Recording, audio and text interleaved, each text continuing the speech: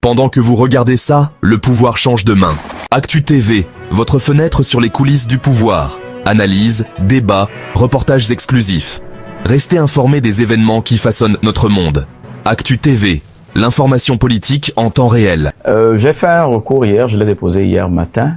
Et c'est parce que je suis resté un peu convaincu de ce que j'ai toujours dit depuis que le parrainage est intervenu dans notre paysage politique. Moi, je n'ai jamais considéré le parrainage comme un critère sélectif des candidatures. Pour moi, ça n'a jamais été un critère qualitatif pour sélectionner des meilleures candidatures parce que, s'il vous souvient, Paul Humpé a été candidat en 2021 déjà, oui, avec un certain nombre de parrainages, mais il n'a eu que 2%. Donc pour moi, si c'était un critère qualitatif, le score aurait été un peu plus important que cela. Je l'ai martelé tellement de fois sur les chaînes à l'international, dans les interviews, dans mes interventions, que le parrainage était plutôt une invention politique d'exclusion. Que le parrainage était une invention pour décider de qui serait candidat et une manière d'enlever la souveraineté et le choix électoral aux populations. À cause du parrainage aujourd'hui, nous ne pouvons plus librement choisir qui nous voulons comme dirigeants parce qu'on nous insère dans des couloirs, dans des canaux dans lesquels nous devons rentrer. C'est ce qui justifie l'abstention que nous connaissons dans les différentes élections présidentielles qui sont intervenues depuis l'instauration du parrainage. Donc, à mon niveau, j'ai toujours considéré le parrainage comme étant une mauvaise chose. Et ce qui se passe aujourd'hui le prouve encore plus fortement. Vous ne voyez pas le parrainage comme un instrument qui réconforte les partis politiques dans leur hégémonie? Pas du tout. Le parrainage... Ça ne permet pas aux partis politiques de décider? Regardez bien comment ça se passe aujourd'hui. Le parrainage est devenu un instrument d'opacité. Est-ce que les députés peuvent dire, en leur âme et conscience, vers qui leur parrainage est allé? Aucun des députés ne peut vous dire c'est vers tel candidat que mon parrainage est allé. On entend juste le nombre de parrainages qui est allé à tel candidat ou tel autre. Est-ce que vous êtes sûr que les députés du pouvoir ont décidé de parrainer X ou Y personnes? On ne sait pas. Il y a l'opacité qui couvre ce parrainage. Donc moi, j'ai toujours milité pour que le parrainage ne soit plus un critère de validation de la candidature. Que ce ne soit plus un critère de validation d'une candidature à une élection présidentielle, mais plutôt un critère incitatif. Qu'on dise que lorsque vous êtes parrainé, par exemple, vous ne payez plus la caution. Lorsque vous êtes parrainé, vous avez droit au remboursement automatique de vos frais de campagne. C'est à ça que le parrainage doit servir. Dans tous les pays africains francophones où le parrainage a été testé, ça a abouti à des crises politiques majeures. Je l'ai rappelé encore lors d'un débat sur la Deutsche Welle, une radio allemande, que le parrainage n'était pas culturellement adapté et même politiquement pas adapté à nos sociétés africaines. Quand j'ai porté le recours hier, c'est parce que j'étais un peu triste de voir comment ça se passait avec cette affaire de Michel Sodjinou, qui est député de mon parti politique, de la 19e circonscription.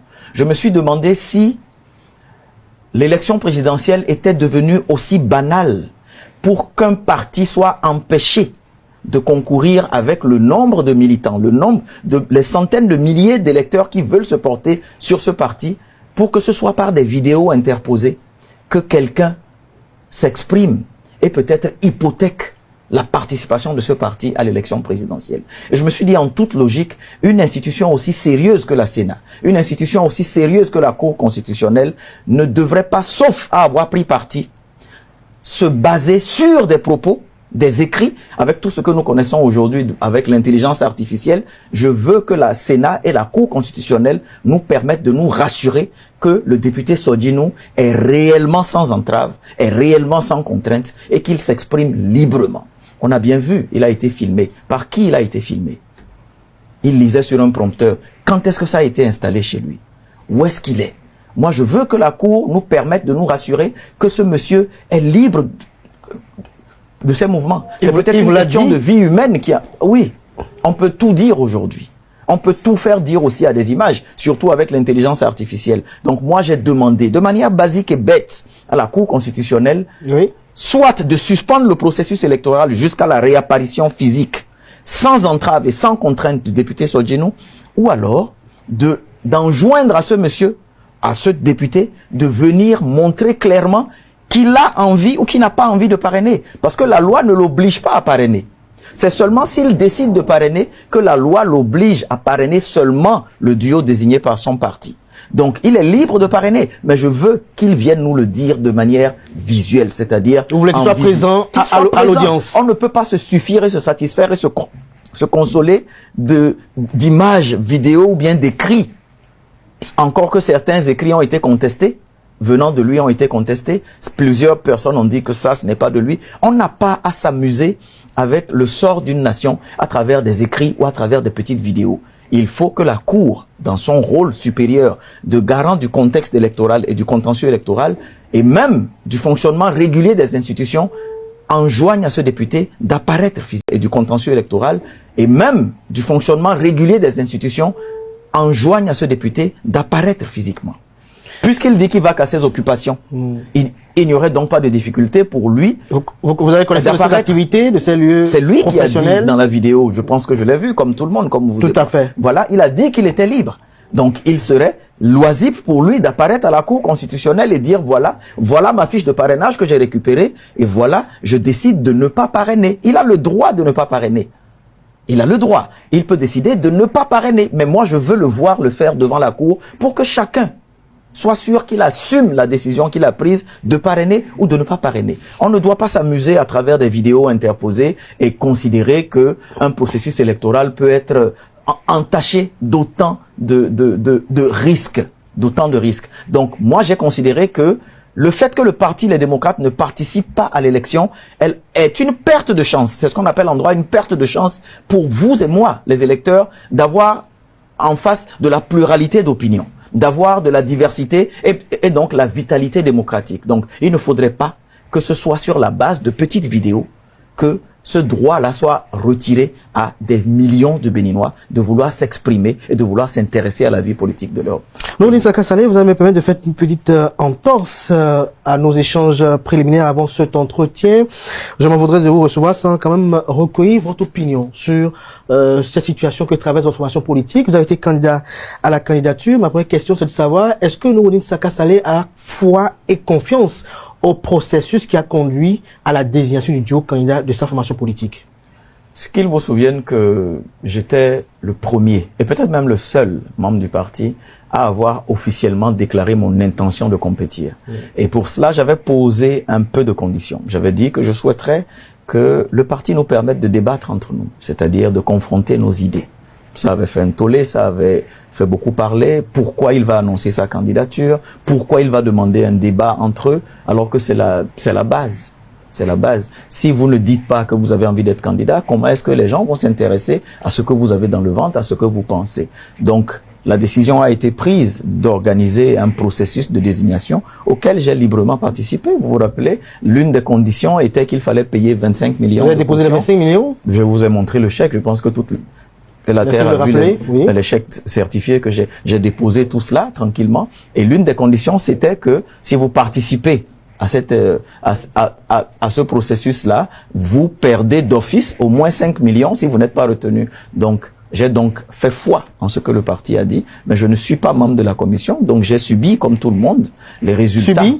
Subi, c'est une manière de subir, puisque nous n'étions pas là. On n'avait pas des observateurs. Est-ce que vous pensez qu'elle a travaillé en toute impartialité, cette commission? C'est pour ça que je dis, puisque je n'y étais pas, et qu'on n'avait pas, et c'est une proposition que j'avais faite, que chacun des candidats ait un observateur au sein de la commission, même si sans voix délibérative. Donc quand je dis subi, c'est que d'une manière ou d'une autre, nous n'étions pas témoins de ce qui s'est passé.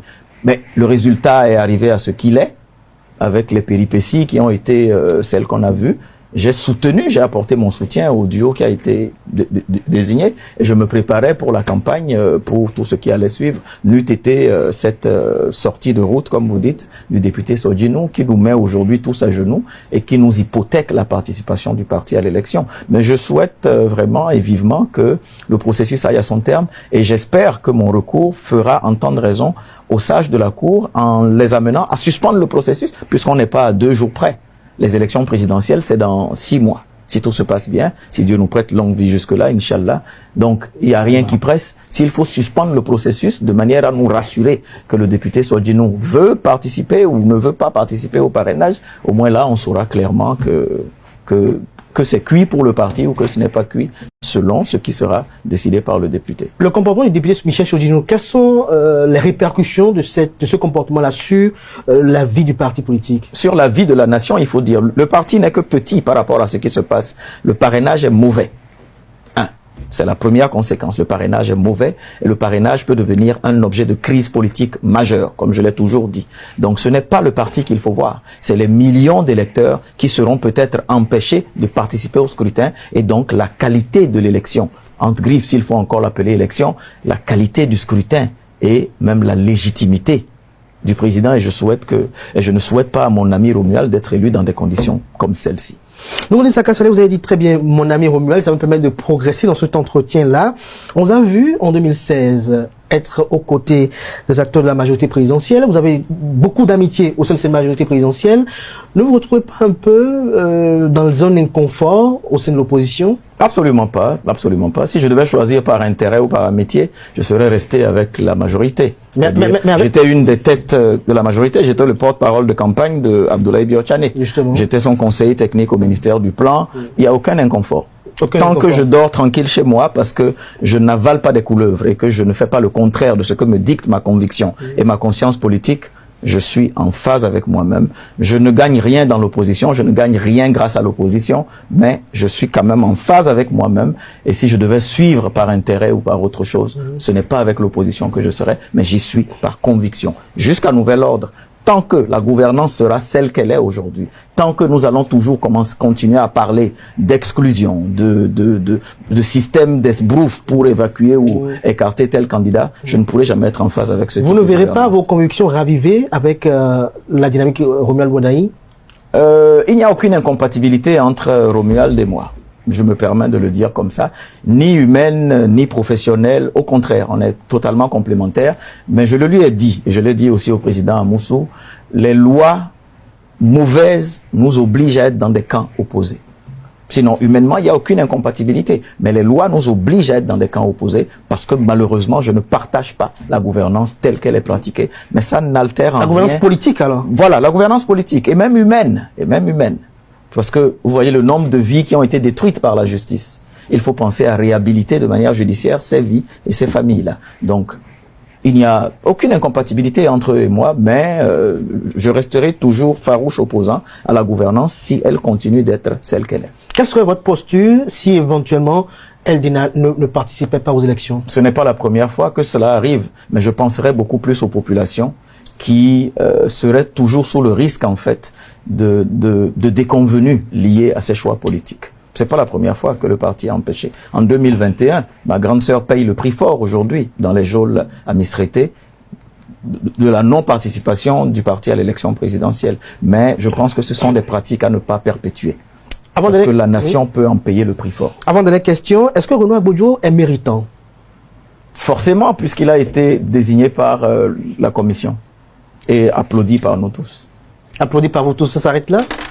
Jusqu'à nouvel ordre, puisqu'on n'a pas encore la possibilité de montrer dans les urnes que nous avons la possibilité de le porter jusqu'au bout. Alors, vous avez lu Michel Sodino, vous avez lu Éric Rouneté, vous avez lu également l'honorable Dancy. Est-ce que au sein, du parti politique Les Démocrates, il y a du régionalisme, il y a des comportements pas très favorables à l'éclosion de la démocratie à l'intérieur du parti? Soyez sincères. Qu'est-ce que vous appelez régionalisme? On a lu un peu dans les propos ou les écrits de Michel Sodino, l'honorable Dancy lui a apporté du crédit à ce qui a été écrit. Lorsqu'on a vu aussi les écrits de l'honorable Éric Rouneté, on a comme l'impression qu'il y a quand même des manœuvres pas très orthodoxes. C'est un peu ingrat qu'ils le disent. Eux tous confondus, c'est un peu ingrat parce que s'il y avait du régionalisme, pourquoi ils sont restés là? Moi, j'ai dénoncé le régionalisme, non? Quand j'ai été retiré de la liste à Cotonou, pour des questions régionalistes, des propos qui ont circulé, je l'ai dénoncé, au risque d'être traité de tous les noms. Pourquoi eux n'ont jamais donné de la voix jusque-là? C'est un peu ingrat de le dire comme ça aujourd'hui, alors que, pour certains, ils sont députés. Donc le régionalisme a fait d'eux des députés, en gros. C'est ce que ça veut dire. Donc tant que ça leur profite, il n'y a pas de souci. Mais aujourd'hui, peut-être pour des raisons X ou Y, moi j'ai été victime du régionalisme au sein du parti. Je l'ai dénoncé. Qui est l'acteur premier de ce acte de régionalisme? Je ne sais pas. Chacun peut être régionaliste. Si par exemple vous estimez qu'aujourd'hui le fait de dire que Kader vous êtes du plateau, si vous le revendiquez, quelqu'un peut trouver que votre propos est régionaliste. Chacun de nous vient d'une région. Personne ne va méconnaître ou renier sa région. Mais lorsque ça devient des propos qui sont utilisés pour justifier des actes, moi je pense qu'en fait que ce qui se passe aujourd'hui, ce sont des actes humains qui sont posés avec des motivations qui sont personnelles à leurs auteurs. Maintenant, essayez d'enrober ça dans des critères de régionalisme alors que vous n'en avez jamais parlé jusque-là et que vous en avez peut-être profité, je trouve ça un peu ingrat. Est-ce que pour vous, Boni Yayi gère bien le parti? Il est président du parti, je n'ai pas à juger sa gouvernance. Vous n'avez pas jugé sa gouvernance? Je ne suis pas membre de la direction du parti, je ne suis qu'un tout petit militant. Mais vous avez vent de ces Je n'écoute pas beaucoup aux portes. Je n'écoute pas beaucoup aux portes. Je me limite à ce que je consomme comme information. Je ne remets pas en cause. Le jour où peut-être je voudrais être dirigeant de ce parti, si Dieu nous prête longue vie, peut-être un jour, ou si j'en suis toujours, peut-être que là, on pourra s'asseoir et parler. Mais pour le moment, je me limite à être un tout petit militant et un dévoué militant du parti. Que pensez-vous de l'activisme politique de Boni Yayi? J'ai déjà dit qu'il est complètement inculte de dénier à un ancien président de la République l'activisme politique, parce qu'aucun ancien président du Bénin n'est resté en marge de la politique, que ce soit Kérékou, Zinsou, le président Soglo, ils ont été toujours actifs sur le terrain politique. Ce serait une injustice et même de l'inculture de vouloir contester au président Yayi Boni d'être actif sur le terrain politique. Avez-vous des frustrations pour n'avoir pas été désigné candidat? Je n'allais pas à un concours pour trouver une femme ou bien pour chercher à manger. J'ai payé 25 millions, je vais perdre 5 millions. S'il fallait de la frustration, c'est pas moi. Moi qui finance mon parti depuis toujours, c'est pas moi qui serais frustré. Et je crois beaucoup, je suis croyant. Je crois beaucoup en les lois divines et en les lois de la nature. Si ça s'est fait comme ça, c'est parce qu'il y avait une bonne raison que ce soit fait comme ça. Et donc vous êtes tourné vers la législative pour aller vous faire entendre au Parlement? Je ne serai pas candidat au législatif. Pourquoi vous ne voulez pas vous faire entendre au Parlement? Je n'ai plus envie d'être député. Pourquoi? J'ai voulu être député en 2023. J'ai vu ce qui s'est passé dans le parti. Je n'en ai plus envie. Et si le parti vous positionne? Je ne voudrais pas. Pourquoi? Je suis libre d'accepter d'être candidat ou pas. Vous ne pensez pas que c'est peut-être ça mon côté idéaux... insoumis. Non, il y a d'autres personnes qu'il faut promouvoir. Il y a d'autres personnes qui pourront porter ces idéaux-là. Nouroudine Saka Saleh n'est pas intéressé par les élections législatives ou communales. Donc, vous trouvez que vous êtes un peu soumis? Parce que ça se sursure. Je le revendique, c'est pas un défaut d'être insoumis. Si je n'étais pas insoumis, le parti Les Démocrates ne m'aurait pas souhaité et n'aurait pas eu confiance en moi pour ne pas retourner du côté de la mouvance. Il ne faut pas faire du 2 poids 2 mesures en demandant à quelqu'un d'être avec soi et lui reprocher ensuite d'être insoumis, la qualité que vous lui aviez trouvée quand vous vouliez qu'il vienne vous rejoindre. Merci à vous, Nouroudine Saka Saleh, pour ce bref moment d'échange. Un petit commentaire à nos amis internautes qui vous suivent depuis peut-être l'étranger. Tapoter. Non, merci à vous, Nouroudine Saka Saleh, très atypique. Juriste, membre du parti politique Les Démocrates. Membre fondateur. Merci de le rectifier et de me le rappeler. Membre fondateur du parti politique Les Démocrates. Merci à vous. Chers amis internautes, c'est l'invité matinal de ce matin. Merci pour l'attention et portez-vous bien.